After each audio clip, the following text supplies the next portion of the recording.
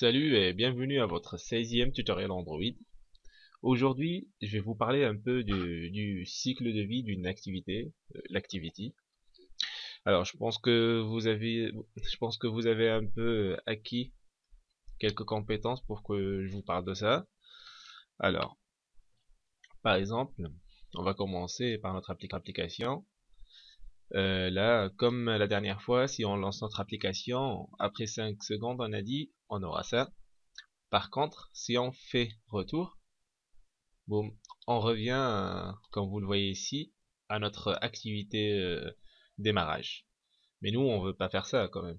Parce qu'on veut que le démarrage se fait, et après quand on veut retourner, quand on veut sortir par exemple, ou on n'a pas ça.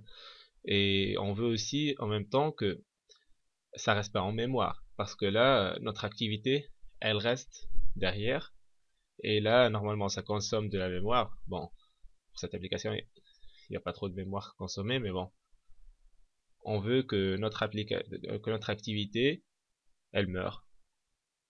Elle fait son entrée, boum, 5 secondes et après, elle se casse. On n'en veut plus d'elle. Alors, ce que j'ai fait un peu, je suis allé sur un site, le site Android Developers, et en tapant normalement Activity, vous allez trouver ce petit diagramme qui vous explique le cycle de vie d'une activité. Alors, je vais vous expliquer un peu comment ça marche. Alors, quand on lance notre activité, là, la première méthode qu'elle appelle, c'est la méthode on create.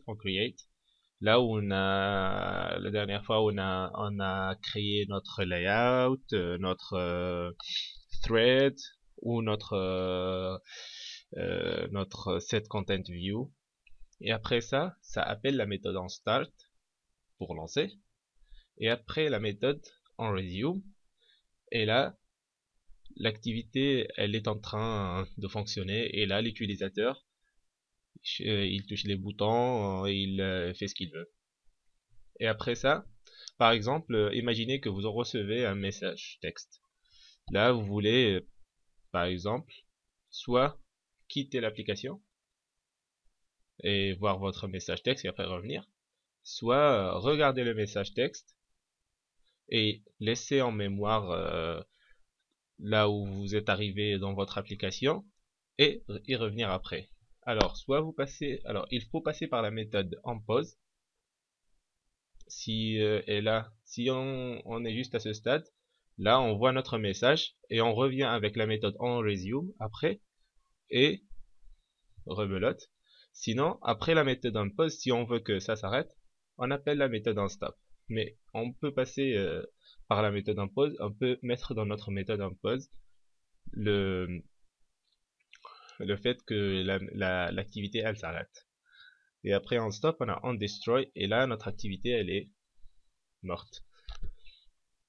Alors, normalement, les activités qu'on va utiliser, les méthodes qu'on va utiliser généralement, ça serait la méthode onCreate, onResume et onPause. C'est les trois méthodes qui sont utilisées le plus souvent, quoi. Alors, et là, on va revenir à notre activité démarrage pour qu'on fasse ça. Alors, on revient ici et on laisse un seul crochet vers la fin. Ça veut dire qu'on va créer notre méthode onPause. C'est comme si on créait la méthode onCreate. Alors, tout ça, c'est la méthode onCreate. Et tout ça, c'est notre classe. Et nous, on est là. On laisse un seul crochet et on va créer notre méthode onPause. Alors, on va pour clic droit et on va sur source et après override implement methods. Et là, dans nos activités, on a normalement la méthode onPause. On la cherche. Alors, c'est celle-là. On clique OK et on a notre méthode onPause. Alors, là, c'est la méthode onPause.